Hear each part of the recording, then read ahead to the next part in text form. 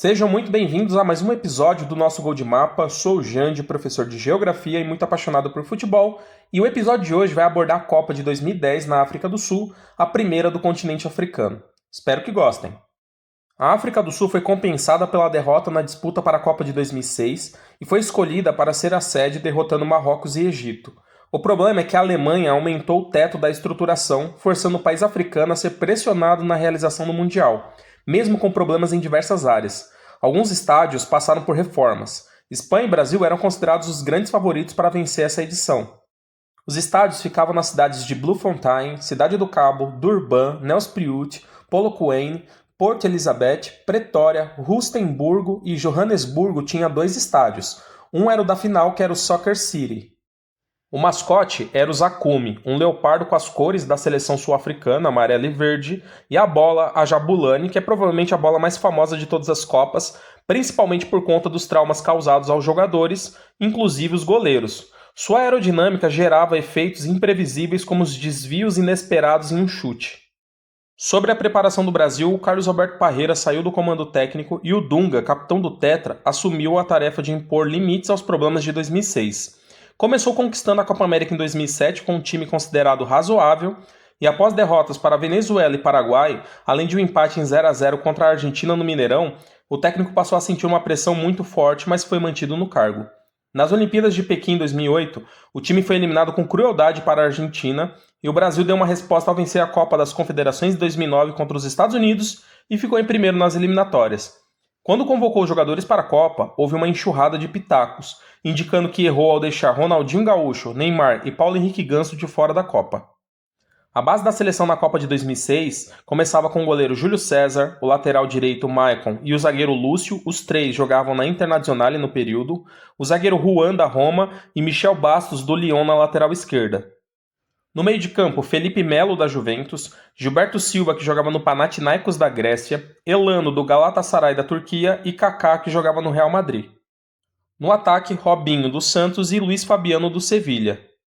No banco ainda tinha alguns jogadores de destaque como Daniel Alves do Barcelona, Gilberto do Cruzeiro, meias como Ramírez do Benfica, Júlio Batista da Roma, Josué do Wolfsburg e Kleberson do Flamengo, e os atacantes Nilmar do Villarreal e Grafite do Wolfsburg. As seleções participantes da Copa do Mundo ficam por conta da sede África do Sul, Nigéria, Argélia, Gana, Camarões, Costa do Marfim, França, Grécia, Eslovênia, Inglaterra, Alemanha, Sérvia, Dinamarca, Holanda, Eslováquia, Itália, Portugal, Espanha, Suíça, México, Estados Unidos, Honduras, Uruguai, Argentina, Paraguai, Brasil, Chile, Coreia do Sul, Japão, Coreia do Norte, Austrália e Nova Zelândia. O grupo A contava com Uruguai, México, África do Sul e França. O Uruguai ficou com a liderança do grupo e o México ficou com o segundo lugar pelo saldo de gols. A França, que era a atual vice-campeã, foi a grande decepção, mas não surpreende pelo futebol ruim e problemas de relacionamento entre os jogadores e o técnico Raymond Domenech. O grupo B contava com a Argentina, Coreia do Sul, Grécia e Nigéria. A Argentina, comandada por Diego Maradona e com Messi, eleito melhor do mundo em 2009, ficou com a liderança e o 100%. A Coreia do Sul ficou com a segunda vaga. O grupo C contava com os Estados Unidos, Inglaterra, Eslovênia e Argélia, e a Jabulani complicou a vida do goleiro Green da Inglaterra contra os Estados Unidos, mas também complicou a vida do goleiro argelino Chauchi contra a Eslovênia na primeira rodada. Os Estados Unidos ficaram com a liderança ao marcar no fim do jogo contra a Argélia, eliminando a Eslovênia. A Inglaterra decepcionou e ficou com a segunda vaga. O grupo D contava com a Alemanha, Gana, Austrália e Sérvia. A Alemanha garantiu o primeiro lugar, mesmo com a derrota para a lanterna Sérvia, e Gana ficou com o segundo lugar no saldo de gols. O grupo E contava com Holanda, Japão, Dinamarca e Camarões. A Holanda confirmou o favoritismo e garantiu o primeiro lugar com 3 vitórias. Os japoneses surpreenderam e garantiram a segunda vaga. O grupo F contava com Paraguai, a estreante Eslováquia, Nova Zelândia e a atual campeã Itália. Foi o grupo das surpresas. Os paraguaios surpreenderam e ficaram com o primeiro lugar. Outra surpresa foi a estreante Eslováquia se classificando em segundo. A Nova Zelândia terminou eliminada, mas foi a única invicta da Copa. E a Itália surpreendeu com uma campanha decepcionante e ficou na lanterna do grupo. O grupo G contava com Brasil, Portugal, Costa do Marfim e Coreia do Norte. O Brasil venceu as 2 primeiras partidas e empatou com Portugal para garantir o primeiro lugar, e Portugal acabou ficando com a segunda vaga.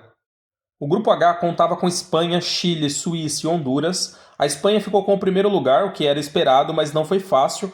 Perdeu na primeira rodada para a Suíça, o que rendeu críticas ao goleiro Casillas. A Suíça pouco fez contra o Chile e Honduras e acabou eliminada. O Chile ficou com a segunda vaga. Então chegamos nas oitavas, onde Luis Soares decidiu para o Uruguai, que venceu os sul-coreanos por 2-1. Gana venceu os Estados Unidos por 2-1 na prorrogação. A Alemanha venceu os ingleses por 4-1, mas com polêmica. Quando o jogo estava 2-1 para os alemães, o inglês Lampard chutou, a bola bateu no travessão e pingou dentro do gol, voltando para o campo. A Alemanha se sentiu vingada pela final de 1966. A Argentina venceu o México por 3-1 com polêmica, onde Tevez estava impedido em um dos gols. A Holanda venceu a Eslováquia por 2-1. O Brasil fez um 3-0 tranquilo sobre os chilenos. Paraguai e Japão ficaram no 0-0, onde os paraguaios ganharam nos pênaltis, e a Espanha venceu os portugueses no Clássico Ibérico por 1-0. Então chegamos nas quartas e o Brasil foi muito bem no primeiro tempo, abrindo o placar. O segundo tempo foi um pesadelo. A Holanda virou com o Sneijder inspirado. Ainda deu tempo para o Felipe Melo ser expulso por pisar em Robben. A Alemanha atropelou os argentinos por 4-0. A Espanha e o Paraguai fizeram um jogo muito duro, com um pênalti perdido para cada lado, e no final, Davi Villa foi decisivo novamente a favor dos espanhóis, que venceram por 1-0. O jogo mais emocionante das quartas foi o Uruguai e Gana, que empatava em 1-1 na prorrogação, e viu Soares defender uma finalização para o gol com as mãos e ser expulso. Jean bateu e perdeu. Nos pênaltis, os uruguaios venceram com direito à cavadinha de Louco Abreu para decidir o jogo. Na semifinal, a Holanda venceu o Uruguai em um jogo com muitos gols por 3-2 e a Espanha fez somente 1-0 sobre a Alemanha com um foguete de cabeça do Puyol. Na decisão do terceiro lugar, a Alemanha venceu o Uruguai em um jogo movimentado por 3-2 com direito a 2 viradas. Então chegamos na final, apitada pelo árbitro inglês Howard Webb, que decidiria um campeão inédito. O volante holandês De Jong deu uma voadora no peito do espanhol Xabi Alonso, recebendo somente um amarelo.